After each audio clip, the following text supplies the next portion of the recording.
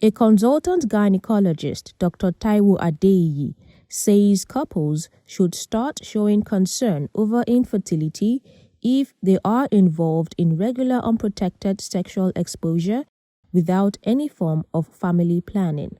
According to the National Health Service (NHS), around 1 in 7 couples may have difficulty conceiving. Adeiyi, who is also the medical director of Amuwo Odofi Maternal and Child Center, says without any issues, a couple should be able to achieve pregnancy within 12 months. When we talk about infertility, it's a timeline we look at. Different individuals, they have there's what we call fecundability. That's the ability of a woman to carry pregnancy. In loose terms, we say some people are very fertile, while some are not too fertile. If you put 10 couples together and say start off, let's see who will get pregnant first. Then some with one just sexual exposure, pregnancy can occur. Some may take weeks, some may take months. But we expect that if all is well, a couple should be able to achieve pregnancy within a year.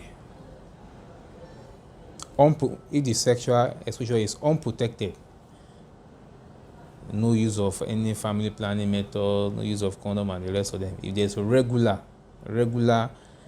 sexual intercourse, and by regular we say maybe between 2 to 3 times in a week, if all is well, a couple should be able to achieve pregnancy within 12 months, which is 1 calendar year. But sometimes, if we have couple who are trying to get pregnant at an advanced age, let's use the case of a woman who's already 35 years old, who is trying to conceive. For such women, you may not need to wait for 1 year, because already fertility will start being on a decline from that age of 35. So for such, we may need to start investigating them early enough to see the reason why they are not conceiving. But for young couples whose age are still within 20s and the rest of them, we may give them time within that year. And if after the 1 year there's no pregnancy, then we need to start investigating to know if there are reasons why pregnancy has not occurred.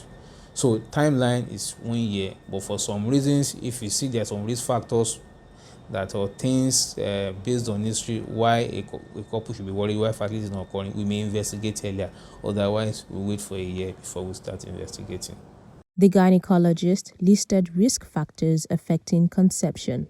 If a woman has had what we call pelvic inflammatory disease, infection over a period of time, that could be a risk factor, because that could cause damage to the fallopian tubes. So a couple or somebody who has had mammectomy before or has had surgery which will have impact on fertility, we may want to investigate that person earlier. So some of those things are based on the history of, let me use for example, for a male who has had STD, maybe gonorrhea and the rest of them, that can impair fertility. So for those class of people, you may want to investigate early to see if there's a problem. So it's just that people had come to believe that once there's infertility, is a woman problem. It could be from the male. If you have issues with sperms of men, sperm parameters are not being good, such a woman cannot get pregnant. So even if all the other factors are right in the woman, but the male that is supposed to produce a sperm that will fertilize the egg, if the sperm parameters are not good, then there will be infertility. So we need to look beyond just the female. For the female, factors such as abnormalities in ovulation, maybe menstrual abnormalities, hormonal imbalance, and the rest of them will account for infertility. Damage to fallopian tubes, such that the fallopian tube becomes blocked, especially if you have bilateral tuber blockage. If it's still one tubes that are blocked or damaged, yes, the second tube can still allow fertility to conception to take place. But once the two tubes are blocked, then it will be difficult for the woman to conceive on her own. So damage to fallopian tube can be a factor. Adeiyi further advised that individuals maintain a healthy lifestyle